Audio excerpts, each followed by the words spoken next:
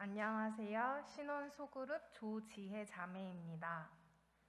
나를 만나주신 하나님이란 주제에서 완벽한 계획 속의 하나님이란 제목으로 간증을 시작하려고 합니다.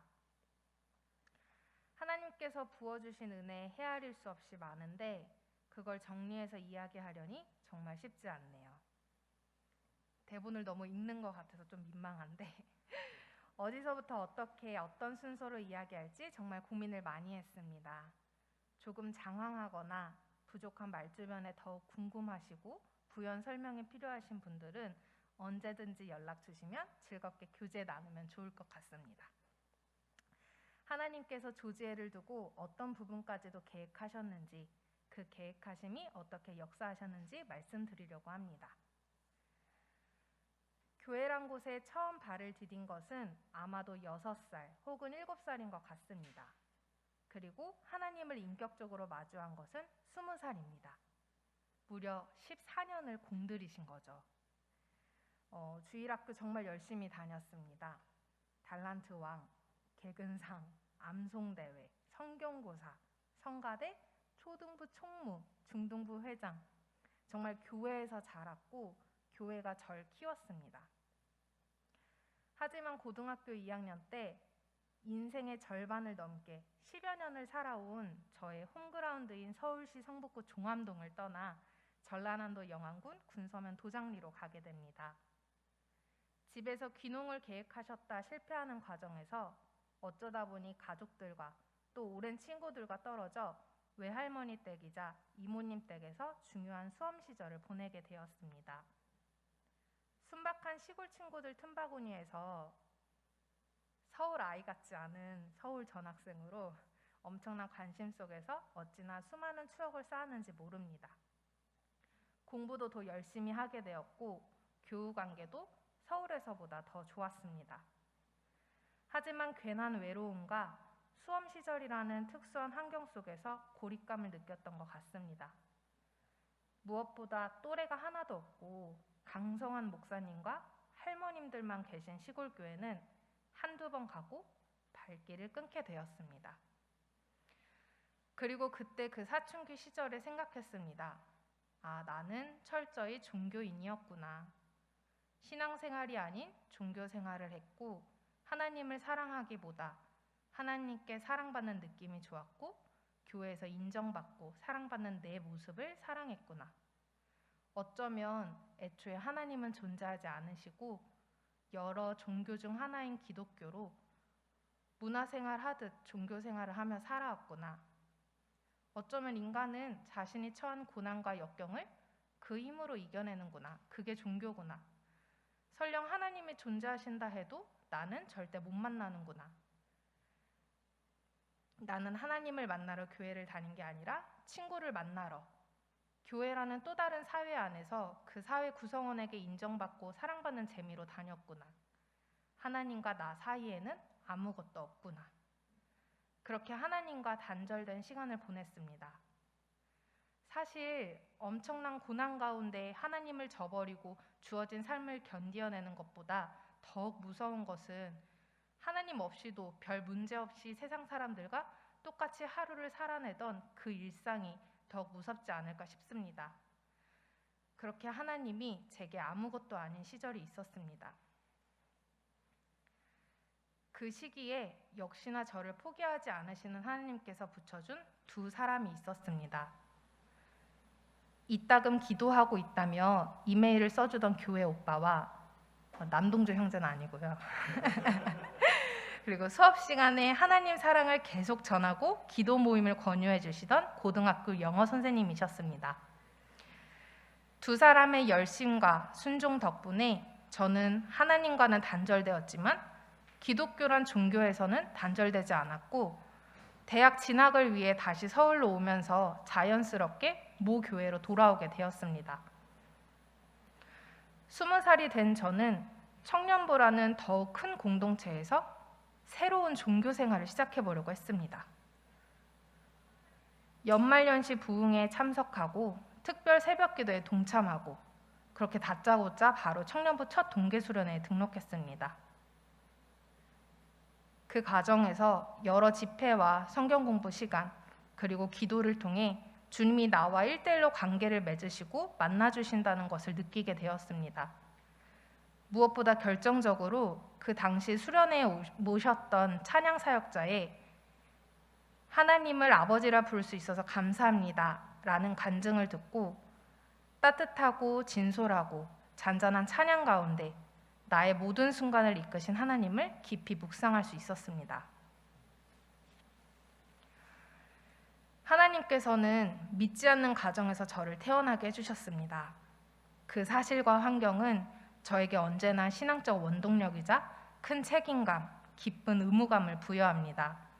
나중에 맛보게 될 열매의 즐거움은 또 가히 상상할 수 없이 기쁩니다.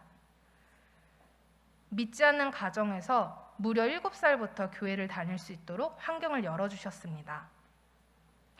그러므로 믿음은 들음에서 나며 들음은 그리스도의 말씀으로 말미암았느니라. 로마서 10장 17절 말씀. 아멘.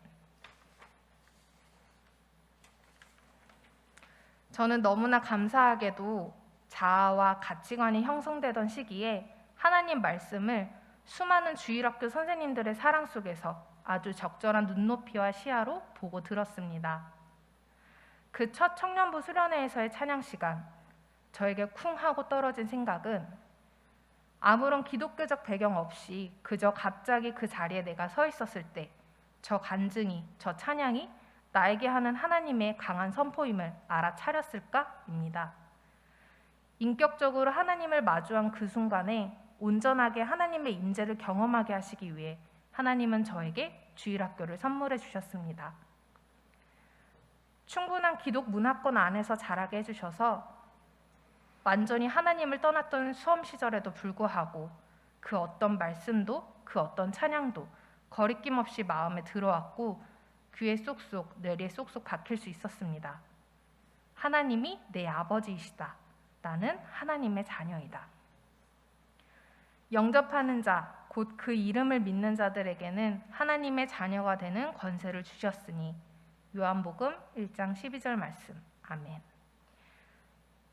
성인이 됨과 동시에 하나님의 자녀가 되는 권세를 누린 저의 20살이 얼마나 반짝였을지 그려지시나요?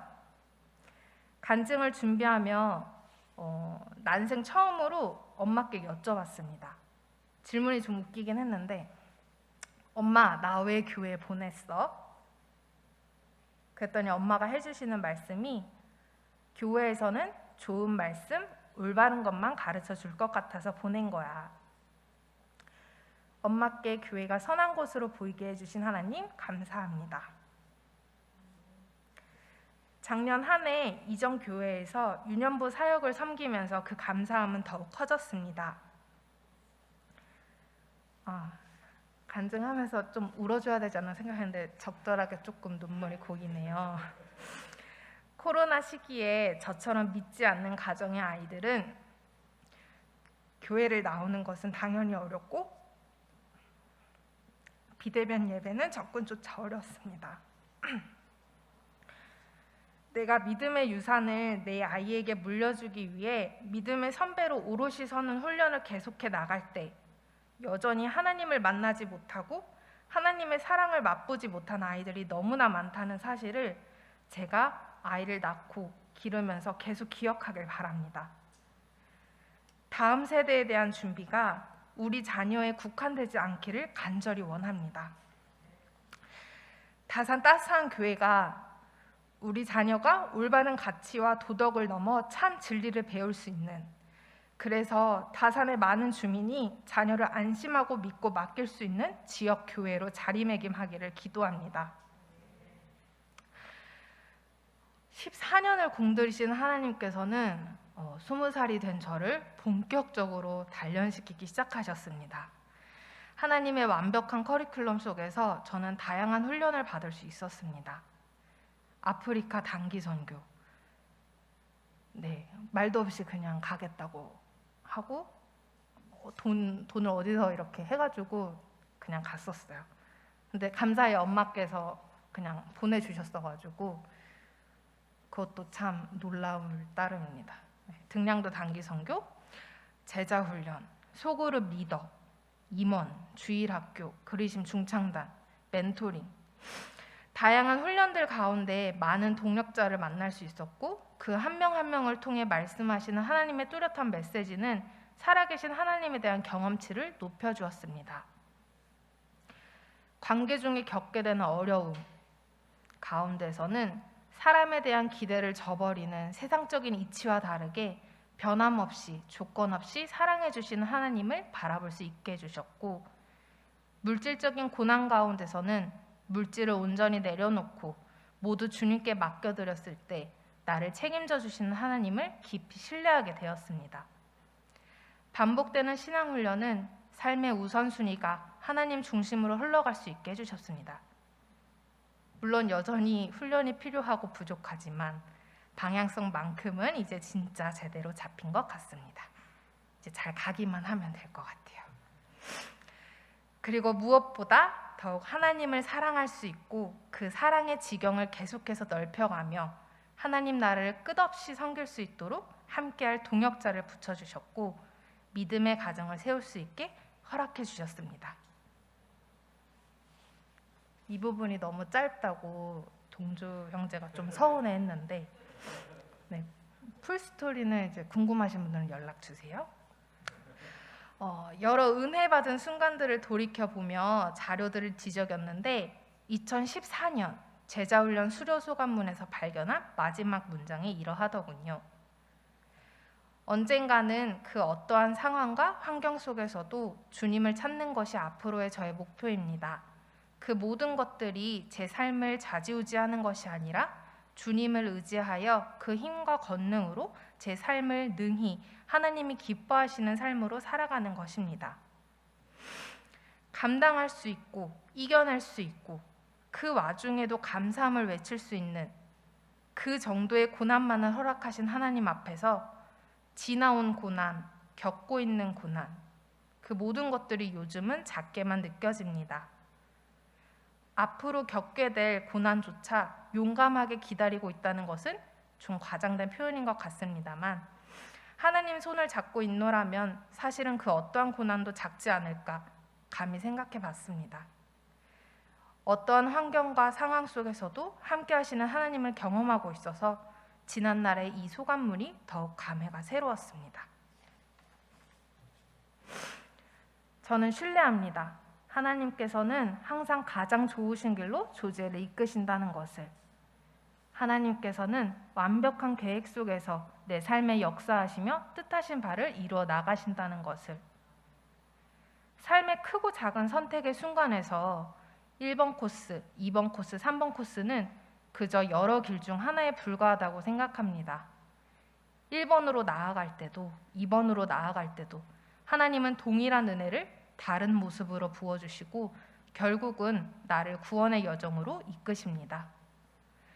영원이란 하나님 나라의 시간적 개념 안에서 어제와 오늘과 내일을 살아갈 우리에게 주어진 주체적인 삶과 허락하시는 여러 고난은 하나님의 완벽한 계획이라는 그 틀의 존재가 여전히 완전히 이해되지는 않습니다. 사실 인간의 지적 능력으로는 다 이해할 수 없는 게 맞겠죠.